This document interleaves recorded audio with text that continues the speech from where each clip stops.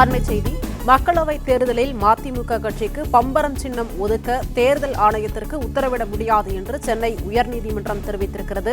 தேர்தல் ஆணையத்தின் விளக்கத்தை ஏற்று வைகோ தொடர்ந்த வழக்கு முடித்து வைக்கப்பட்டிருப்பதாகவும் சென்னை உயர்நீதிமன்றம் தெரிவித்திருக்கிறது.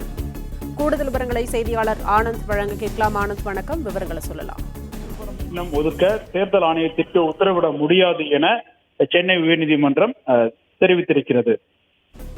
அடுத்த மாதம் 19ஆம் தேதி நடைபெற உள்ள மக்களவை தேர்தலில் திருச்சி தொகுதியில் மதிமுக சார்பில் துரை வைகோ போட்டியிடுகிறார். இந்த நிலையில் இந்த தொகுதிக்கு பம்பரம் சின்னம் ஒதுக்க வேண்டும் என கோரி மதிமுகவினுடைய பொதுச்செயலாளர் வைகோ சார்பில் சென்னை உயர்நீதிமன்றத்தில் வழக்கு தொடரப்பட்டது. இந்த வழக்கை விசாரித்த உயர்நீதிமன்றம் நேற்று ஒரு உத்தரவை பிறப்பித்தது. அந்த உத்தரவின்படி இன்று காலை 9 மணிக்குள் பம்பரம் சின்னம் ஒதுக்குவது தொடர்பாக அளிக்கப்பட்ட அந்த கோரிக்கை மனு மீது பரிசீலித்து உரிய உத்தரவுகளை தேர்தல் ஆணையம் பிறப்பிக்க வேண்டும் என தெரிவிக்கப்பட்டது. அதன் அடிப்படையில் தேர்தல் ஆணையம் இன்று காலை ஒரு உத்தரவு பிறப்பித்தது. அதில் ஒரு தொகுதியில் போட்டியிடுவதால் பம்பரம் சின்னம் ஒதுக்க முடியாது எனவும் தெரிவிக்கப்பட்டிருந்தது. இந்த நிலையில் இந்த வழக்கு பிற்பகல் உயர்நீதிமன்ற தலைமை நீதிபதி கங்கா பூர்வாலா, நீதிபதி பரத சக்கரவர்த்தி அமர்வில் விசாரணைக்கு வந்தது. அப்பொழுது வைகோ தரப்பில் ஆஜராகியிருந்த மூத்த வழக்கறிஞர் அஜ்மல் கான் தங்கள் தரப்பிற்கு பம்பரம் சின்னம் ஒதுக்க வேண்டும் எனவும், எந்த சின்னம் வேறு யாருக்கும் ஒதுக்கப்படாதால் தங்களுக்கு ஒதுக்க வேண்டும் எனவும்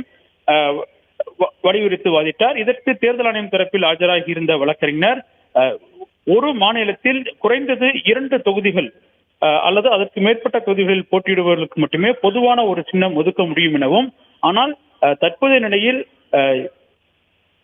மதிமுக சார்பில் ஒரு தொகுதிகளில் மட்டுமே போட்டியிடுவதால் பம்பரம் சின்னம் ஒதுக்க முடியாது எனவும், இது தேர்தல் ஆணைய விதிகளில் இல்லை எனவும், எனவே பம்பரம் சின்னம் ஒதுக்க முடியாது எனவும் வாதிட்டார்.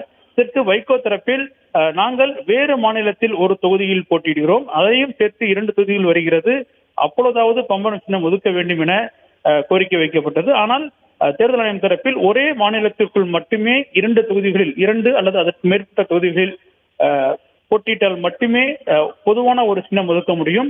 அந்த நிலையில் பம்பரம் சின்னம் தற்போது மதிமுகவிற்கு ஒதுக்க முடியாது எனவும் வாதிட்டார். அனைத்து தரப்பு வாதங்களுக்கு பிறகும் உத்தரவிட்ட நீதிபதிகள் தற்போதைய நிலையில் இன்று வேட்புமனு தாக்கல் செய்வதற்கான கடைசி நாள் என்பதாலும், கிட்டத்தட்ட வேட்புமனு தாக்கல் இறுதி பகுதியில் உள்ளதாலும் உடனடியாக வேறு எந்த உத்தரவையும் நீதிமன்றத்தால் இந்த வழக்கில் பிறப்பிக்க முடியாது என தெரிவித்து பம்பரம் சின்னம் ஒதுக்க கோரிய வைகோவின் தொடர்ந்த வழக்கை முடித்து வைத்து நீதிபதிகள் உத்தரவிட்டுள்ளனர்.